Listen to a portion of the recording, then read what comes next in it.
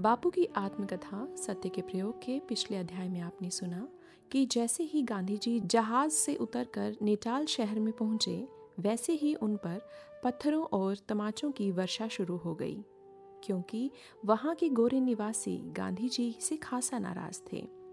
इस पर भी गांधी जी ने किसी के भी खिलाफ मुकदमा न करने का फैसला किया। इसी कड़ी में आइए सुनते हैं महात्मा गांधी की आत्मकथा सत्य के प्रयोग से अध्याय शांति।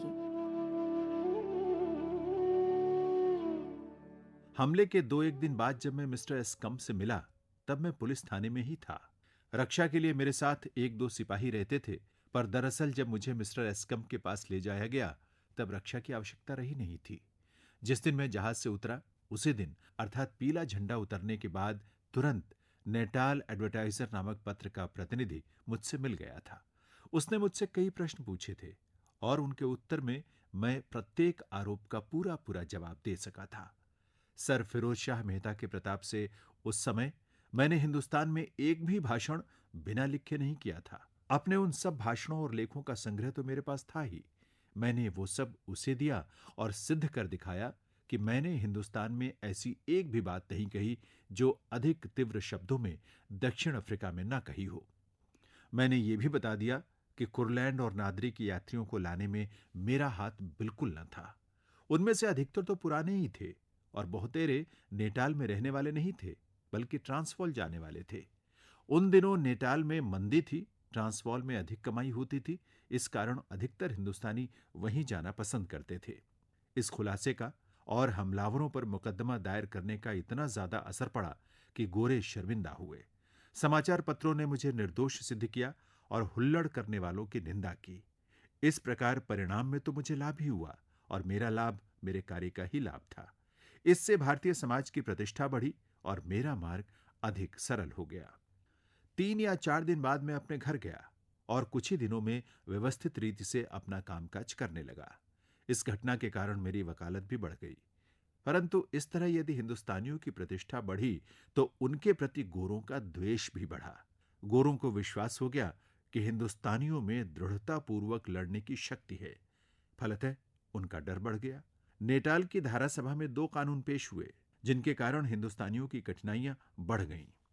एक से भारतीय व्यापारियों के धंधे को नुकसान पहुंचा, दूसरे से हिंदुस्तानियों के आने जाने पर अंकुश लग गया। सौभाग्य से मताधिकार की लड़ाई के समय यह फैसला हो चुका था कि हिंदुस्तानियों के खिलाफ हिंदुस्तानी होने के नाते कोई कानून नहीं बनाया जा सकता। मतलब ये कि कानून में रंग भेद या जाति भेद नहीं होना चाहिए। इसलिए ये दोनों कानून उनकी भाषा को देखते हुए तो सब पर लागू होते जान पड़ते थे, पर उनका मूल उद्देश्य केवल हिंदुस्तानी कौम पर दबाव डालना था। इन कानूनों ने मेरा काम बहुत ज्यादा बढ़ा दिया और हिंदुस्तानियों की जागृति भी बढ़ाई। हिंदुस्तानियों को ये कानून इस तरह समझा दिए गए कि इनकी बारीक से बारीक बातों से भी कोई हिंदुस्तानी अपरिचित न रह सके। हमने इनके अनुवाद भी प्रकाशित कर दिए। झगड़ा आखिर विलायत पहुंचा, पर कानून नामंजूर नहीं हुआ। मेरा अधिकतर समय सार्वजनिक काम में ही बीतने लगा। मनसुखलाल नाजर मेरे साथ रहे। उनके नेटाल में होने की बात मैं पहले भी लिख चुका हूं। वे इस सार्वजनिक काम में अधिक से अधिक हाथ मटाने लगे, जिससे मेरा काम कुछ हल्का हो गया। मेरी अनुपस्थिति में सेठ आदमजी मियां खान ने अपने मंत्री पद को खूब सुशोभित किया। उन्होंने सदस्य बढ़ाए और स्थानीय कांग्रेस के कोष में लगभग 1000 पाउंड की वृद्धि की थी। यात्रियों पर हुए हमले के कारण और उपर्युक्त कानूनों के कारण जो जागृति पैदा हुई, उसमें मैंने इस वृद्धि में भी वृद्धि करने का विशेष प्रयत्न किया और कोष में लगभग 5000 पाउंड जमा हो गए। मेरे मन में लोभ ये था कि यदि कांग्रेस का स्थायी कोष हो जाए, उसके लिए जमीन ले ली जाए और उसका भाड़ा आने लगे, तो कांग्रेस निर्भय हो जाए। सार्वजनिक संस्था का यह मेरा पहला अनुभव था। मैंने अपने विचार साथियों के सामने रखा, उन्होंने उसका स्वागत किया। मकान खरीदे गए और वे भाड़े पर उठा दिए गए। उनके किराए से कांग्रेस का मासिक खर्च आसानी से चलने लगा। संपत्ति का सुदृढ़ ट्रस्ट बन गया। वो संपत्ति आज भी मौजूद है, पर अंदर ही अंदर वो आपसी कलह का कारण बन गई और जायदाद का किराया आज अदालत में जमा होता है। ये दुखद घटना तो मेरे दक्षिण अफ्रीका छोड़ने के बाद घटी, पर सार्वजनिक संस्थाओं के लिए स्थायी कोष रखने के संबंध में मेरे विचार बदल चुके थे। अनेकानेक सार्वजनिक संस्थाओं की उत्पत्ति और उनके प्रबंध की जिम्मेदारी संभालने के बाद मैं इस दृढ़ निर्णय पर पहुंचा हूं कि किसी भी सार्वजनिक संस्था को स्थायी कोष पर निभने का प्रयत्न नहीं करना चाहिए। इसमें उसकी नैतिक अधोगति का बीज छिपा रहता है। सार्वजनिक संस्था का अर्थ है लोगों की स्वीकृति और लोगों के धन से चलने वाली संस्था। ऐसी संस्था को जब लोगों की सहायता न मिले तो उसे जीवित रहने का अधिकार ही नहीं रहता। देखा यह गया है कि स्थायी संपत्ति के भरोसे चलने वाली संस्था लोकमत से स्वतंत्र हो जाती है और कितनी ही बार वो उल्टा आचरण भी करती है। हिंदुस्तान में हमें पग पग पर इसका अनुभव होता है। कितनी ही धार्मिक मानी जाने वाली संस्थाओं के हिसाब किताब का कोई ठिकाना नहीं रहता। उनके ट्रस्टी ही उनके मालिक बन बैठे हैं और वे किसी के प्रति उत्तरदायी भी नहीं हैं। जिस तरह प्रकृति स्वयं प्रतिदिन उत्पन्न करती है और प्रतिदिन खाती है, वैसी ही व्यवस्था सार्वजनिक संस्थाओं की भी होनी चाहिए। इसमें मुझे कोई शंका नहीं है।